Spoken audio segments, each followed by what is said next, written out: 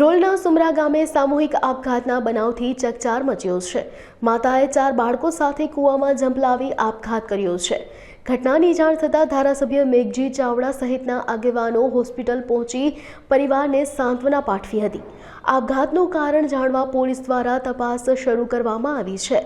જામનગર જિલ્લાના Dhrol police station વિસ્તારમાં આવેલ સુમરા ગામની અંદર આજરોજ કૂવામાંથી કુલ 5 લાશો મળે, તેમાં માતા અને 4 બાળકોની 5 લાશો મળી આવે, જેનો સ્થળ તપાસ કરી અને હાલ લાશોને ઇન્ક્વેસ્ટ માટે હોસ્પિટલ લાવવામાં આવેલ છે।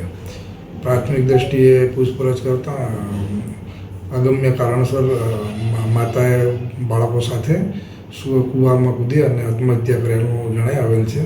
આજ સુધી કોઈ એમના સ્ત્રીના પરિવાર તરફથી કે અન્ય કોઈ તરફથી કોઈ વાંધા સખત નથી, કોઈ કારણ જણાયેલ નથી।